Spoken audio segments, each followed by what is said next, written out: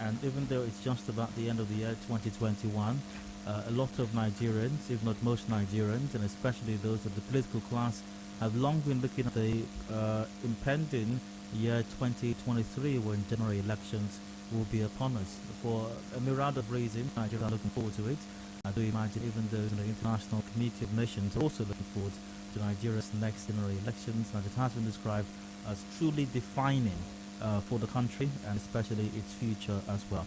Well, the main political parties in the country have all been jostling. There are political calculations, permutations, combinations, alignments and realignments going on as well, as the politicians and parties try to align and realign themselves in preparation for the inevitable, the 2023 and the general election. One of the major parties in the country, the All Progressives Congress, has had, like other parties, has had its fair share of challenges as well, especially here in Rivers State. The challenge was a bit worse than in other places or suffered by other parties, because the party was unable to take part in general elections in 2019. The party and its members are optimistic that situation will be different come 2023. The prospects for that and whether or not they are poised to even present candidates these in the 2023 general elections here in Rivers State, those and other related matters we're discussing at this time. Joining me in the studio for this conversation, a stalwart of the APC here in Rivers State, Kingsley Akumefule. Kingsley, good evening to you. Welcome to the show. Good evening, Dio. Thank you for inviting me. Now, before we can talk about whether your party is even poised to present candidates or who are the possible viable candidates for your party come 2023, I think the first thing to even ask is the family affair, which is how politicians like to describe it. The family affair your party has been dealing with here in Rivers State, the APC that is, has this family affair finally been dealt with? In other words, is all well finally with the APC here in Rivers State? First, when you talk about family, there is nowhere in the whole world that you will get a family that has 100% understanding. As long as people relate, they mix with each other, talk every day, relate on a daily basis, they will definitely have one or two misunderstandings. But those misunderstandings does not stop them from doing whatever they want to do. And so in APC Rivers State, irrespective of the misunderstandings, it could be disagreements. Such disagreements, I know, will stop us from fielding candidates for 2023. Surely we shall field candidates for 2023. Does that mean that, how about all the legal battles and wranglings still going on within the party? Have all of those matters been sorted out, especially within the party's rank and file leadership? Even in the just concluded general elections in Anambra State, the APGA who finally got that victory in the election had several court issues, but before the election there was this agreement and they all settled their differences and went to election and won election. Irrespective of those impending cases in courts, we are very confident and optimistic that before the time we'll field those candidates, every impending cases will be resolved. Talking about matters within your party, the state congresses were held not too long ago. Yes. The result of that is that your party now has factional, or had, I don't know about still now, but had factional leadership. Is that still the case right now? I don't know about the factional leadership you are talking about. We have a competent chairman of the All Progressive Congress, a learned chairman, a man who holds a master's degree in law, a leader par excellence, a former leader of the Rivers State House of Assembly. I'm talking about no other person than Honorable Barrister Golden Ngozi Ben-Choma.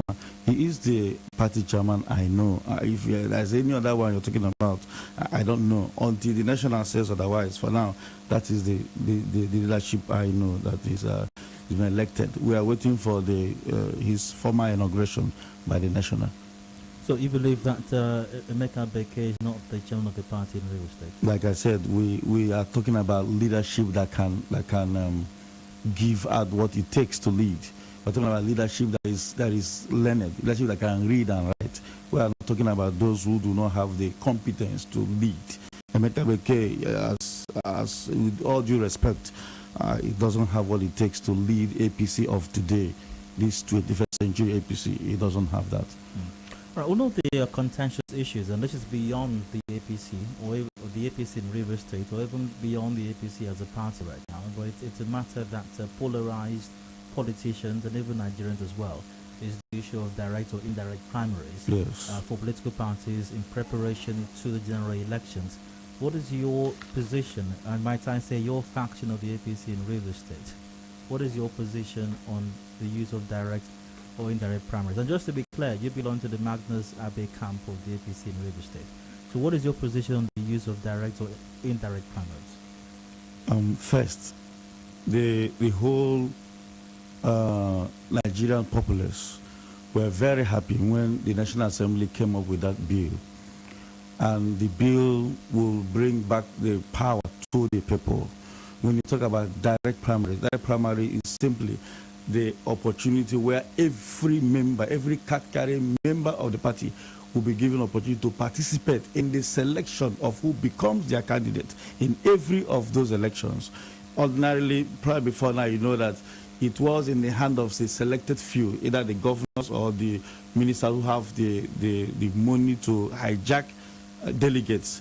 So they buy delegates for whoever they want. That is the reason why they can sit in their houses and they choose a candidate for whatever political position. But as it is today, if that bill is finally assented by the president, which I am very confident that he will soonest, that bill will return power to the people. And I think that is where everybody in Nigeria should be looking at it as it is right now. So any member of the All Progressive Congress who is antithetic, who is not happy with that bill, it means he's not a Democrat. And so we who belongs to that Magnus Abe school of thought believes in democracy, and we believe in the direct primaries, and that is where we're going to. All right, maybe more on that in a moment, and the prospects of the party going forward.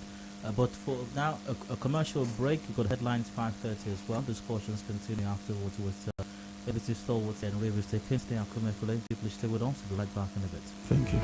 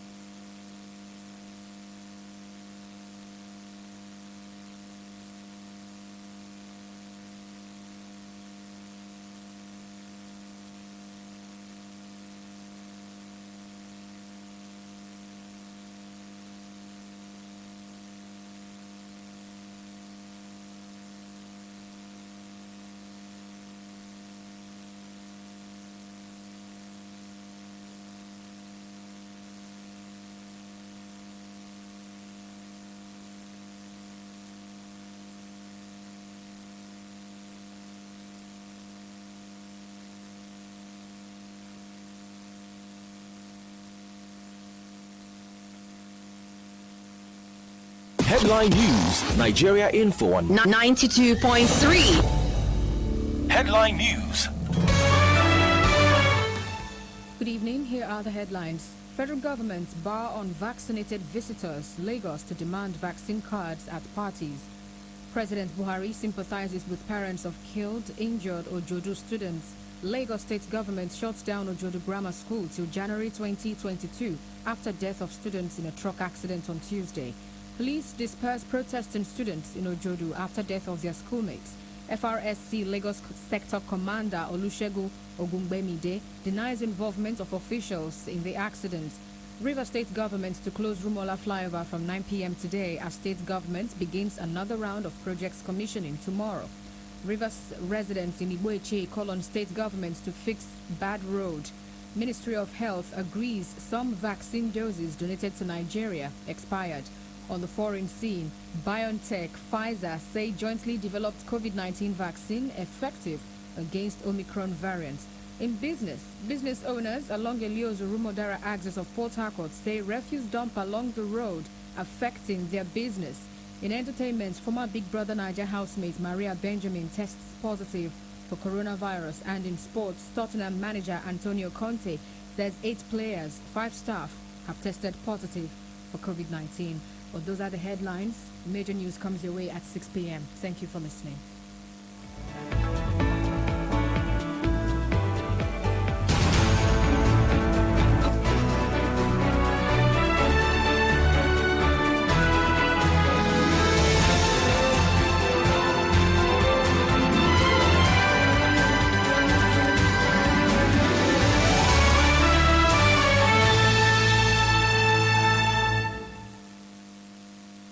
Information is a two-way thing. Nigeria Info, it's your turn. Let's talk.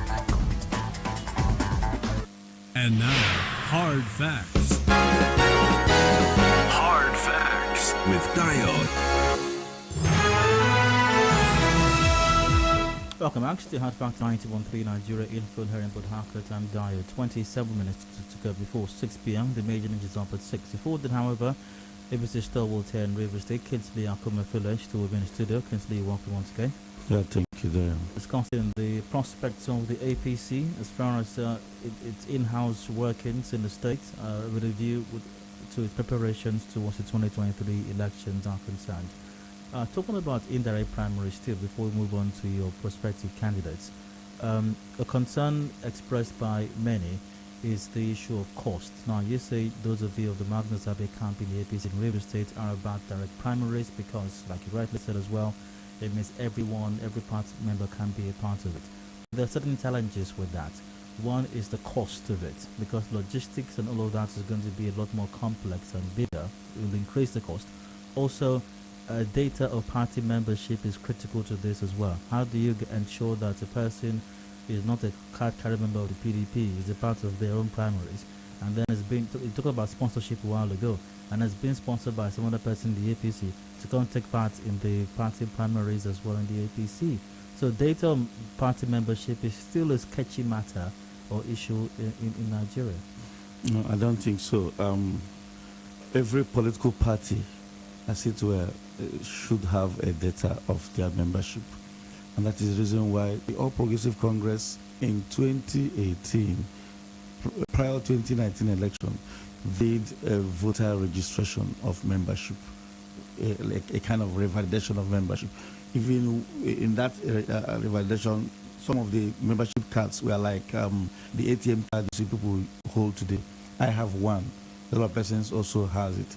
In the Magnus camp, we made every effort within that period to make sure that every of our members were all registered and we have those cards, those membership cards. Again, APC started another revalidation exercise, which is still ongoing, you know. So I think that parties have their membership forms or registers. Be that as it may, when you talk about costs, I don't think that direct primary will actually be that too expensive. If you listen to the interview granted by His Excellency, the most distinguished Senator Magnus Ngabe, some few weeks ago, he told us that the reason why people are even complaining of these direct primaries is because they are not on ground, not because of cost. That even indirect primaries are more expensive. For example, when you want to go for indirect primaries, most of these politicians hire thugs. They pay soldiers. You know what happened in the last governorship election in Rivers State? A political bigwig here in Rivers State who wanted to force a candidate on the Rivers people brought over 10,000 soldiers here. You know how much it costs to bring them? You bring thugs. You want to hijack INEC materials. You want to pay INEC. You want to bring in lecturers that can do your bidding as a returning officer and all that. INEC materials are very elections, not primaries. Yes, no, even primaries. INEC has what it takes to monitor the primary. If you look at the law, I think in clause 87, you look at where in that electoral the new law, look at what what's it called, the National Assembly said. INEC will monitor that primaries. So if INEC is monitoring, definitely there are some materials you need from INEC. You understand? And those who will also come to conduct these elections would want to be bought over. So, but when elections are conducted in the way where every member has that freedom to participate, you don't have to spend any money. People just walk out with their chip card, stand on the queue, and vote.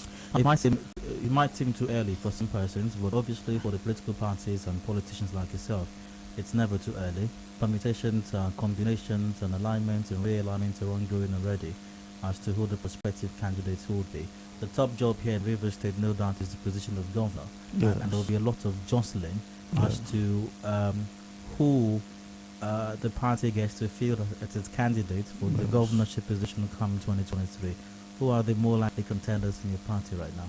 As it is today in APC Rivers State, I don't think there's any contender outside the most distinguished Senator Magnus Nge Abe. If you listen to the radio in recent past, you hear different organizations that have been calling Magnus to come to declare. You see the Progressive Alliance, the M30, the what's it called, the student, Rivers students and all that. But the most prominent of them all is the Rivers Voice of Freedom, who for so many weeks now have been going to different communities and AGS, calling for his declaration that he should come out and put himself up for the governorship of 2023. And we are very confident that he will definitely hack into the voice of the people and declare at the right time, to text for governorship 2023. And of course, he's one man that is loved by every Rivers person. He's one man that is rooted when it comes to democracy and grassroots politics. So we are very confident that the moment he declares, Rivers people will come in their mass to give him the needed support that he needs to emerge victorious in the election 2023. There's no doubt that Senator Magnus Abe did have ambitions in the past. Yes. He has expressed that in the past. But are you confident, or are you certain he still nurses those ambitions into now? I'm very certain that he is still ready to contesting for the governorship of Rivers State come 2023. But you're also aware that there may be other candidates, of course, there who is, may rise up from the ranks of your party as well. Sure. We are not excluding anybody. This is political party. We are not like the other people who want to foreclose the opportunities of others for contesting elections. It's a democracy. Everybody is allowed to come out to exercise their franchise. Anybody can come to contest with him. But we are telling you and Rivers people who knew that even before now, that is the only man that has all it takes for now to win election. He is ready. And that's the one for now that we know that will be contesting for 2023. But there's still a long road for that to happen. For every party, there's still a long way to go before primaries are conducted and candidates emerge. For your party, for the APC, especially here in Rivers State, maybe even a longer road, because there are still peculiar hitches or glitches in your party in the state. You still have two leadership claiming to be the authentic leadership of the APC here in Rivers State. You still have some legal imbroglio ongoing. How confident are you that these issues will be resolved and your preferred candidate, Senator Abe, will emerge the party's candidate come 2023? There is nowhere 2-3 persons meet together, they don't have misunderstanding. I've told you that before. Even recently, you know what's happening in the People's Democratic Party.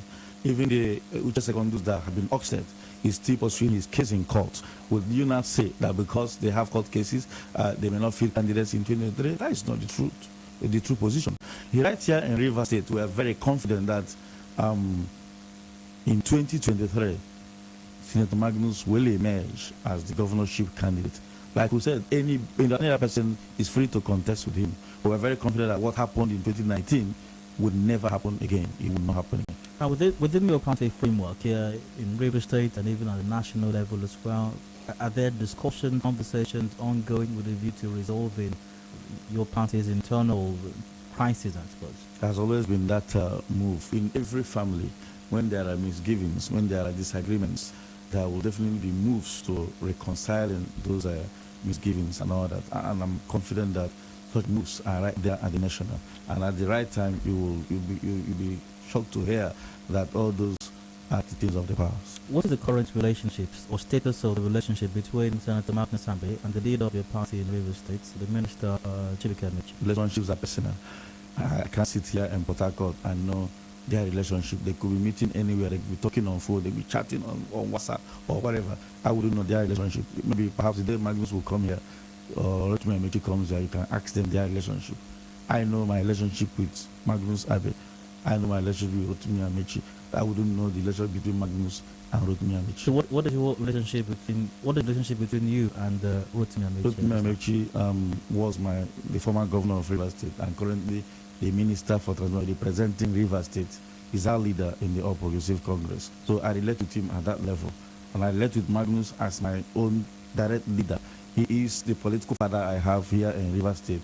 So I follow his school of thought and his political footsteps. So the both of them are leaders of the opposition Congress in Rivers State, and so we follow them as our leaders. But as per their own relationship, I wouldn't sit here to define or explain what their relationship are.